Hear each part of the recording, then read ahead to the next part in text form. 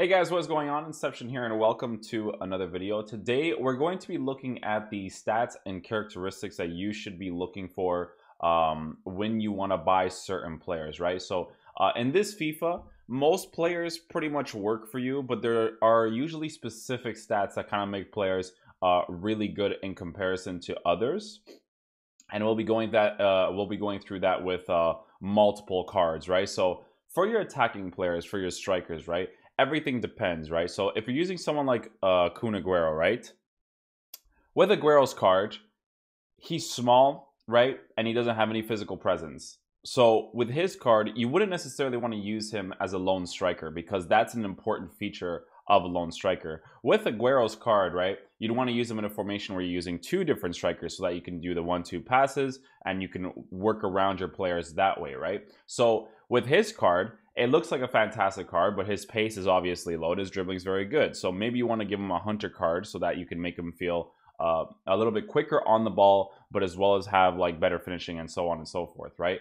So that's something that you would want to probably consider when buying someone like Aguero. You don't want to use him as a lone striker.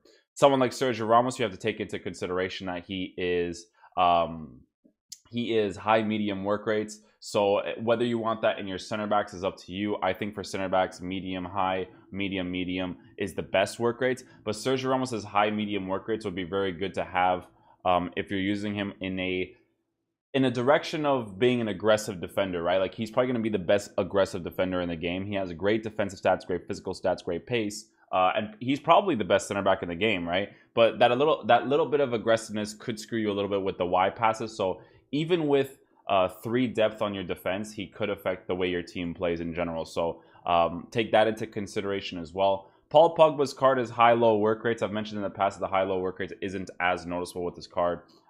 With this card, the physical presence that he has and how he plays on the ball with decent pace, he's a really good player in this game. I think he's honestly amazing. His finishing is 73 with 87 composure, but if you play him as a CDM or center mid, that's actually not a bad thing at all because he does have like decent long shots too. So if you're using someone like Paul Pogba, you know, you're looking at someone who has height, someone who has okay work rate, someone who has the weak foot in 4-star, someone who has a 5-star skill moves. You don't want to be limited, right, when you're using a card. Height is such an important feature in FIFA, especially for your midfielders, because you want someone to be tall to be able to win those 50-50s in the air. You guys know that corners are really overpowered in this year's game, so, and crosses as well, so you always want to have the height for your team that has. With Paul Pogba's card, he's just the ideal center mid to use in the game, right? Other cards you can look at here, Eden Hazard. So Eden Hazard is a good winger. Now, of course, you're going to be missing the physical presence with him, but he has everything else that makes him a good card. You'd probably want to slap a sniper on him because his pace is already very good. The cool thing about a card like Hazard is that he has the finesse shot trait. So because he has that finesse shot trait, he will play significantly better than most wingers because finesse shots are very effective in this year's game. So he's going to be able to do that really well. So take into consideration that his height is not tall. So when you're passing the ball off to him, he won't be able to outbody most people because he doesn't really have a physical presence. But when he's on the ball and he's moving, you know, you have to dribble in a certain way so that someone's physical doesn't outbody him, right? So you have to dribble really quickly with him to try to avoid those physical engagements, right? Sol Campbell, you know, low, medium work rates. Actually, very interesting work rates. I've never seen anybody have work rates like that. Good player to have. I never even knew low, medium was a work rate for a defender, but looks fantastic. 6'2", so you have the height, right? If you look at his jumping, he's 6'2" with 88 jumping, right? Strength, aggression, so on and so forth. A fantastic card in general, right? Other cards, with your cams, you want people to be kind of like agile and quick, but you also want them to be able to pass the ball really well, to shoot the ball really well. Just the pace, shooting, passing, and dribbling is the most important thing ever. Now, he doesn't necessarily have the weak foot, which isn't necessarily a huge problem, but can be at times. He does have good passing stats, 87 short passing, 75 long passing. That's really good to have as a cam because you definitely notice the passing the most with the cam cards, right? So very good to have a card like Dybala on the team in that regard. He has the acceleration and sprint speed. He has the dribbling on the ball, so he'll be quick on the ball. His general movement will be really good. So cams like Dybala will be very preferable. I've used De Bruyne in the past as well. If we can maybe find another one over here, Manchester City. I'm probably not going to find one now because it's always all over the place. With De Bruyne's card, he's high work rates, which is honestly fantastic to have as someone who is playing as your center mid, because his general movement around the pitch is going to be very good, right? So we can't find him right now. So De Bruyne has the 5-star weak foot. He has the 5-star weak foot. He has very good stats. Here he is right here. So he has the 5-star weak foot, which makes a huge difference, right? Because he has 86 shooting, right? 88 composure with 83 finishing. If you give him a sniper card, this card would be really nice. If we compare his price, he's usually around the range of like 400k in this game. But as an effective cam, he would do a really good job at that. Right now, I'm using Willian as a cam, and the thing that you notice with Willian as a cam is, yeah, like De Bruyne wouldn't have the pace, but De Bruyne has the physical and the intelligence to pass the ball in a certain way. He has the shooting mechanics, as I'm pretty sure he can shoot really nice from outside the box, right? Stuff like that is very important for the cam position, right? Someone like Mohamed Salah. So Mohamed Salah's card, right? If we see it again, Mohamed Salah's card, right? He has the left foot. He has the dribbling, the shooting, the pace. The pace is brilliant to have for the wingers, because if you tell them to get in behind and utilize that space, it just allows them to get in behind. It doesn't actually make them get in behind, because the defenders in this game kind of warp to your players really quickly. So with someone like Mohamed Salah, right, the dribbling's already there. If you give him a sniper card, he already has the pace, 94 acceleration, 91 sprint speed. Make sure you upgrade his shooting stats and his composure and his balance and agility as much as possible so he can feel as good as he possibly can. Now, obviously, with this card, he has a 3-star weak foot. So with this card, right, it's actually good that he's left-footed on the right side. And the reason being for this is because, again, finesse shots are really overpowered. And when you make that pass from the side to the inside, his first-time shot is going to be with his left foot. Excuse me. It's going to be with his left foot. And he's going to take a really good shot, because he does have 90 finishing with 91 composure as his base card stats. So you'd probably want to slap a sniper on him to improve those as much as possible, right? Conte is one of the most ideal CDMs to have in the game. Now, the thing that you will always notice with Conte's card is that he is lacking in the height, and height is always important in the midfield, in the CDM area, because that's what you would normally use him. Using him as a center mid would just be weird, right? But as a CDM, a center defensive mid, medium-high work rates is the best work rate to possibly have in that position. His height isn't there, will be very noticeable. He has 77 jumping, so he won't win the ball in the air at all. So you got to be very careful with him on the corners. But that's the only two things that's wrong with his card. Now, obviously, he doesn't have the shooting, so he's not full meta, but his defending is absolutely brilliant, because if you give this card an anchor, he has 82 acceleration and 78 sprint speed as his base card stats.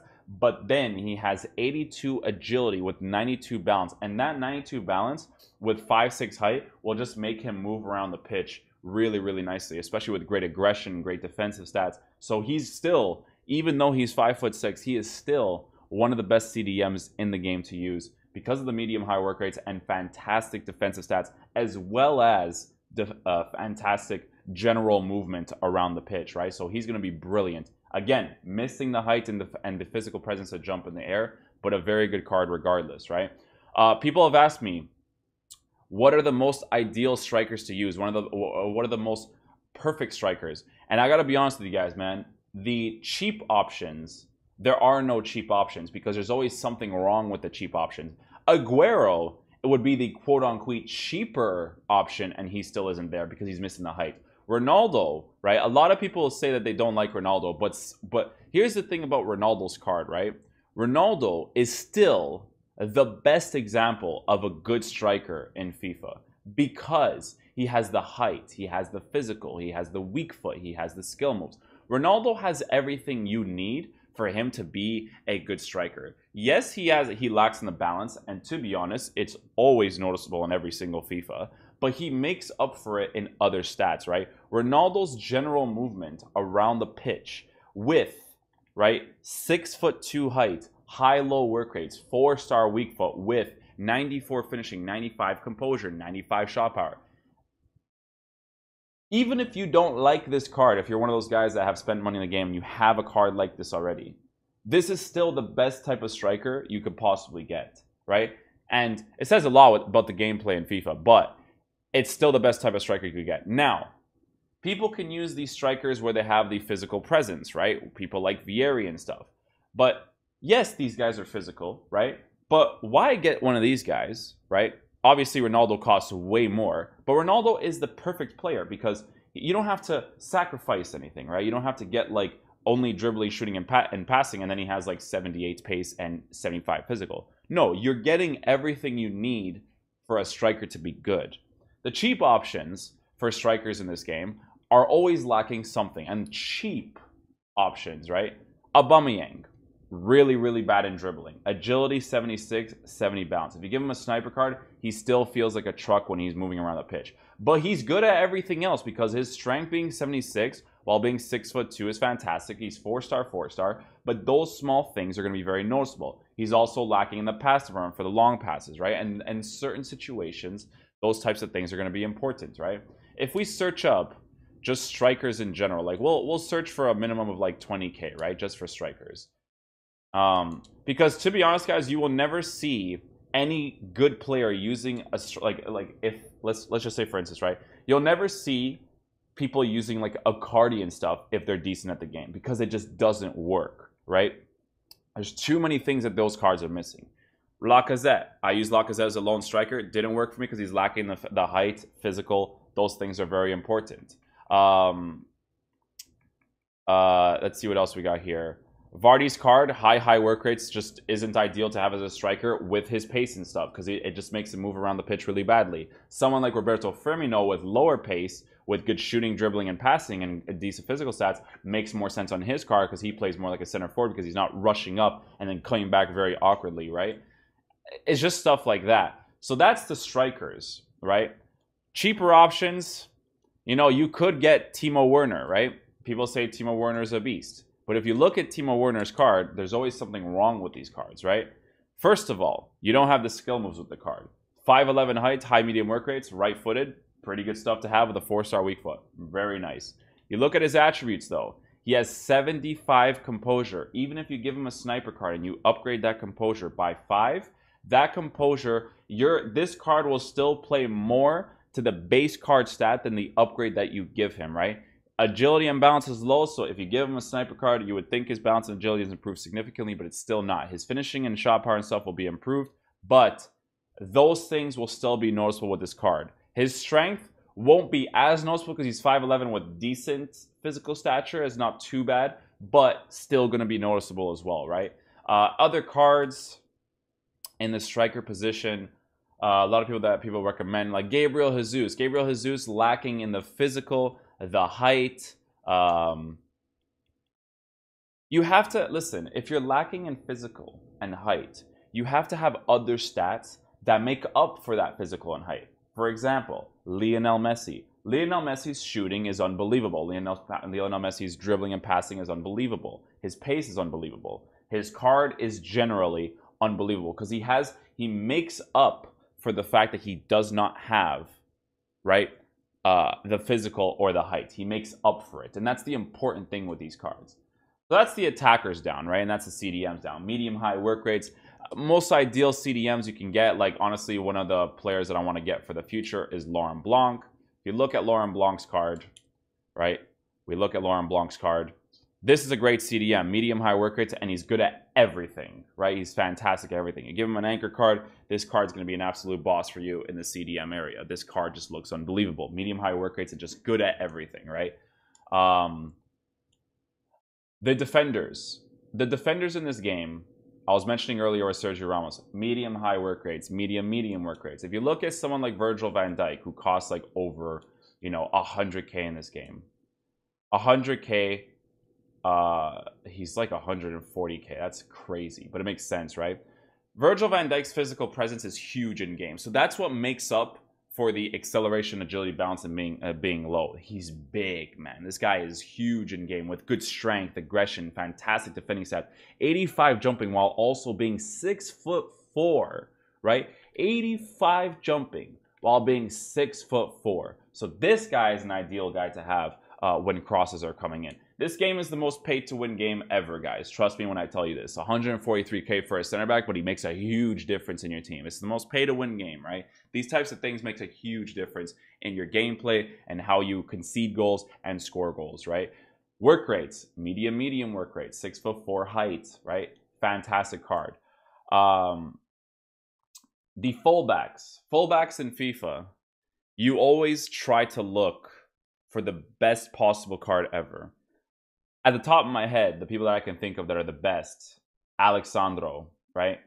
Alexandro as a left back, high work rates, pretty much good at everything but the shooting, but that's not important for the fullbacks. It is if he gets in behind, obviously, but pace, physical, defending, dribbling, you know, composure, being 82 while defending. Like, this card is fantastic. And the biggest things, the two biggest things, 5'11" height, so he's not 5'9", he's not short, right? And high work rates while being left-footed on the left side. It's brilliant, right? So I'm showing you guys what are the best ideal characteristics and stats there is to have. But when you buy cards, you have to take into consideration what you are lacking in with those certain cards, and you got to do the best that you can. I'm going to show you guys my team, and I'll tell you guys why my team is not an ideal team, and I'll get into that in a bit, right?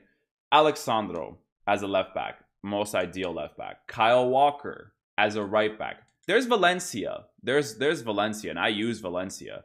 But Valencia ain't no Kyle Walker in this game, right? So Antonio Valencia's card still has 85 pace, right? He's got the decent defending, decent physical, but he has 69 jumping while being 5'11", right? High work rate. It's a good right back to get for 30K.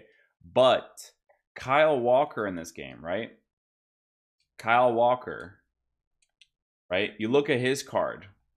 This man has 83 jumping while being 6 foot high. So far post crosses, he's got that covered for you with high defensive and attacking work rates, right? Attributes: fantastic physical stats, fantastic defending stats, great on the ball dribbling wise for a fullback. Acceleration 86 and 93 sprint speed. That makes a huge difference in this game, guys, because the acceleration being 86 is already decent enough for his sprint speed to reach full speed, right? And if you give him an anchor card, even better. So those are like the ideal types of, you know, defenders to use, right? So you take that with a grain of salt. There's people like Alex Telles in this game as a fullback who would also be very ideal. But with Alex Telles, you have to link Brazilians next to him because obviously you're not going to use a Liga NOS because that league is pretty terrible. So Alex Telles in this game is another ideal left back to use because look at his card stats. High medium work rates, not high, but high medium work rates is okay. Left-footed player, great dribbling, defending, and physical stats. If you look at his card, 81 jumping while being 5'11", which is very nice to have. Aggression is 78, so when he's chasing after the ball, very good as well, right? These types of stats, they make a huge difference in this game, right? So Alex Telles would be a cheaper option. When you're buying goalkeepers, it's all about, honest to God, guys, it's all about finding which ones are the most effective. Like, it's not like last year where it's like, oh, leg save. This year, it's you got to try the goalies out and see which one works out best for you. I'm using Alisson, and Alisson, for the price that he isn't bad at all. So if you look at Alisson's card, this card is pretty decent, right? He has 6'3" height, traditional goalkeeper, and decent very good goalkeeping stats in general. But if you guys have ever gotten Thibaut Courtois or David De Gea in this game, those two goalkeepers are very good, right? Like, very good. And getting good goalkeepers is important for this year's game because this year's game is weird AF, guys. You know what? David De Gea is a god at dealing with those long-range finesse shots. Those long-range finesse shots, he's really good at dealing with those. So that's why I would recommend getting David De Gea. But that is going to conclude the video for today, guys. Those are the stats and characteristics that you should look for when you're looking at players. I might do player reviews in the future so I can see what the difference is between you know, looking at the player before playing the game and after playing the game. But that is going to conclude the video for today, guys. I hope you guys did enjoy it. If you guys enjoyed the video, please drop a thumbs up on it. Definitely helps out the channel a lot. I will be getting the Foot Champs rewards tomorrow, I believe, and then we'll also be getting some Foot Champs games for videos as well, if the game doesn't drive me insane, because the gameplay in this game is awful. But hope you guys enjoyed the video today. I'll see you guys in the next one. Peace.